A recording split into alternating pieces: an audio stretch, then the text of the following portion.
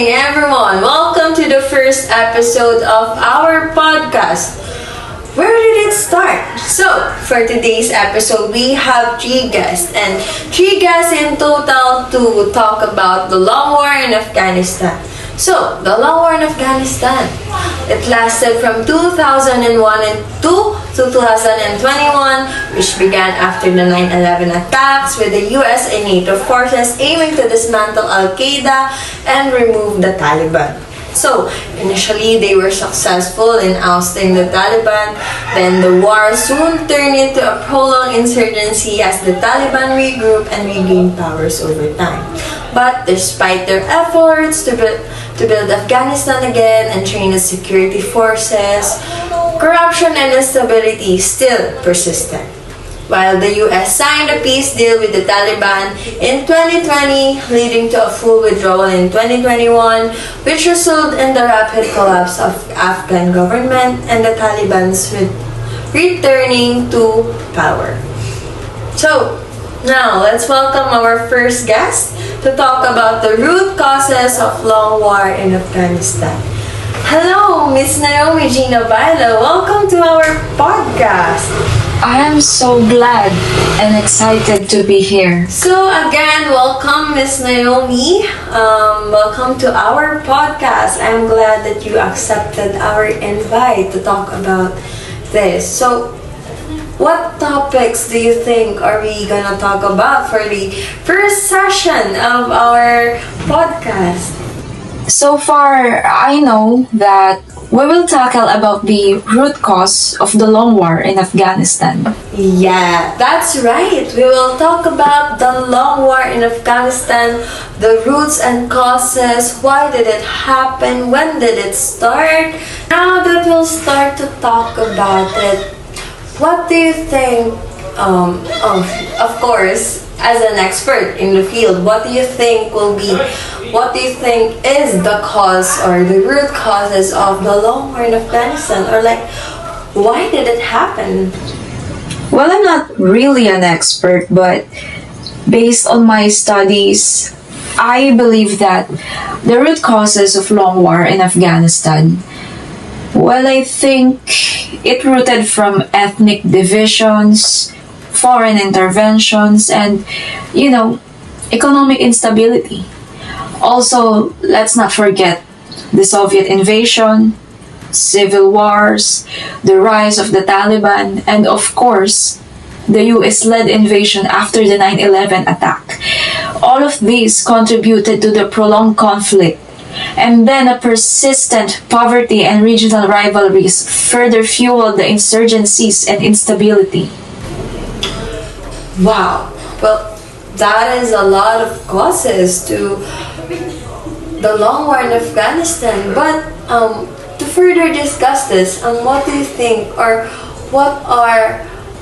why did these causes happen and further cause damage in Afghanistan?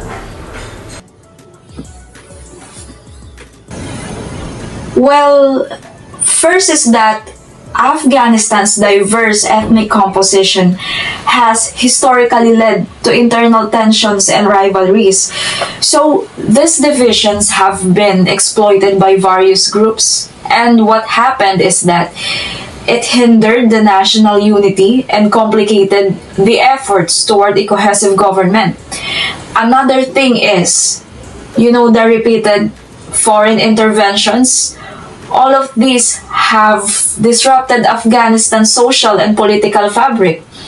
And while they're intending to stabilize their region, these interventions often led to unintended consequences, such as those including the civilian casualties and resentment among the local population, which the insurgent groups actually have capitalized on. Then next is the widespread poverty and the unemployment that have made segments of the population susceptible to recruitment by insurgent groups. And lastly, the lack of economic opportunities, particularly in rural areas, has fueled discontent and support for anti-government elements. Wow. Wow. Well, That was quite a lot of factors as to why the long war in Afghanistan started, right? That was quite a lot for me. Well, I believe with that wonderful insights, the viewers have gained enough knowledge to why the long war in Afghanistan started. Well, thank you, Miss Naomi, for lending us time to give your insights, to give us knowledge about this. Okay, thank you again for having me here. It's trivia time! Did you know there are various reasons as to why the long war in Afghanistan started? One reason is Afghanistan's rugged terrain has provided strategic advantages to insurgent groups, allowing them to establish strongholds in hard-to-reach areas. This geography has complicated military efforts to root out insurgents and secure the country. So now we are done for our first session of this episode. Now let us proceed to our second session, which talks about the present and rising issues and challenges that Afghanistan may face. Well, I've invited also another expert in the field of the long war in Afghanistan. Let us welcome Ms. Angelica to talk about the possible challenges that Afghanistan may face right now. Welcome, Ms. Angelica, and thank you for accepting our offer and invite for you to join us here in our podcast. It's just a pleasure for me to give insights about this topic because it's really hot issues right now. Now, I will ask you, what are the present and rising issues and challenges that Afghanistan may face as of today? Afghanistan faces a severe humanitarian crisis under Taliban rule, like widespread poverty, food shortages, and limited access to the essential services. And when it comes to human rights violation, especially against the women and the girls, it's become worse because of the restriction on education, employment, and public life they experience. It's trivia time! Second, did you know women's rights in Afghanistan are not respected? Restricted freedom of movement, restrictive dress codes, no protection from violence, and forced marriage in spite of their initial promises to respect women's rights within the framework of Sharia law. The Taliban issued numerous decrees that prevent women and girls from exercising their basic rights to freedom of expression, liberty, work, and education. Afghans who do take to the streets to protest for their rights are being threatened, arrested, and tortured. Women's rights activists report there have been detentions, child marriages, forced marriages, and rapes. Also, Afghanistan economy has collapsed due to the loss of international aid and environmental issues like deforestation and climate change. Another factor is that the Afghanistan economy remains in a state of near collapse because of sanctions, lack of foreign aid, and the freezing of Afghanistan. Foreign reserves have left the country struggling to sustain itself. Then I think the main reason of the challenges is the Taliban rule and repression.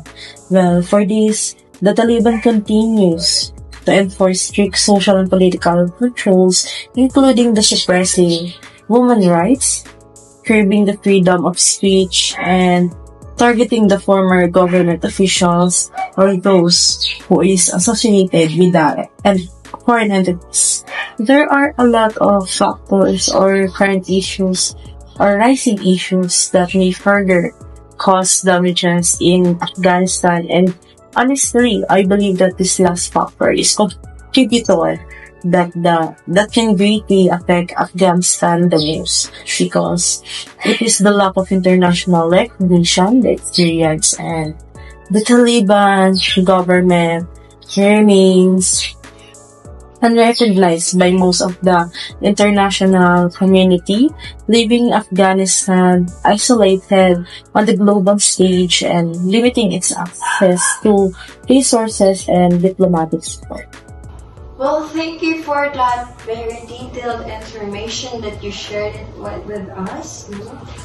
Truly, Afghanistan is facing a lot of problems right now, and all we can do is pray and hope for the better for them. Well, thank you again, Miss Angelica, for accepting our offer and invitation for you to join here in our podcast. I hope you have a good day. It's trivia time! Third, did you know over the years various attempts at peace talks and negotiations have been made, but progress has been slow? In 2020, the US signed the peace agreement with the Taliban, which included a timeline for the US troop withdrawal. However, the situation remains unstable. In 2021, the US completed its troop withdrawal, leading to the rapid collapse of the Afghan government and the Taliban's return to power. While this marked the formal end of the US military involvement, the future of Afghanistan remains uncertain, with ongoing challenges of governance, security, and development.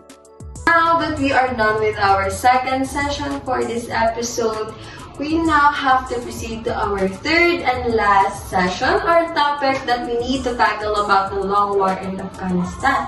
So, I've invited another expert for us to join here in this podcast, and let us welcome Ms. Christine to give us insights about the possible solutions for the Afghanistan people. Welcome, Ms. Christine, and thank you for lending us your time. I'm sure you are very busy. Thank you for inviting me. It's an honor. Earlier today, we invited an expert to talk about the current and rising issues or present and rising issues and challenges that Afghanistan may face. Now, we have invited you to talk about the possible solutions for the Afghanistan citizens. So what can you possibly suggest, or what are your possible solutions to make Afghanistan people feel better?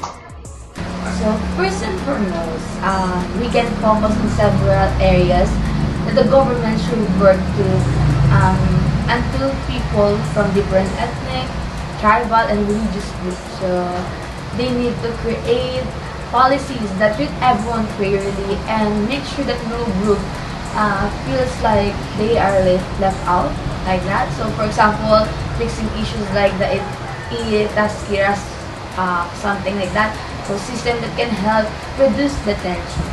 So special focus on the women and children program should target vulnerable group, ensuring that it has access to food, healthcare, and education, and even under restrictive policies. Yeah. And the next solution is that the global community should provide targeted humanitarian aid because it focuses on delivering food, healthcare, and education directly to vulnerable population, especially women and children. So through international organizations and local NGOs, this approach bypasses the Taliban, ensuring that resources are not misused while addressing urgent needs like poverty and malnutrition. So international involvement should also change. Instead of focusing solutions, global players should listen to the local needs and focus on a long-term result. Programs like the Afghan local police and their need and to be better managed to avoid corruption and abuse. And also promoting civil society and journalists monitoring as well as the community involvement help strengthen public voices and demands with international donor support being granted through transparent distribution while donors tied aid to measure improvement in their respective anti-corruption effort. And I can see that this long-term effort required collaboration between the Afghan government, international actors, and local community in dismantling systematic corruption and ensuring sustainable government. So That's the insight that I want to share with you guys that might need in having a future solution in this issues. Well, thank you again, Miss Christine, for that fruitful information. I'm sure a lot of people are gonna view this, right? And then, well, I believe that with a lot of problem, it requires a greater solution. And I hope that with your suggested solutions, it can make the world a better place right now. And I'm sure that it will not only affect Afghanistan, it can also change our view in international relations with Afghanistan, right? And now that we're done with our last session for today, sadly, I have to say that is it for this episode. I hope you gained a lot of knowledge and insights for the long war in Afghanistan. And we always thank you for viewing and for listening to our podcast. Where did it start? I am Ana Dominic Deschambre, your host for this podcast.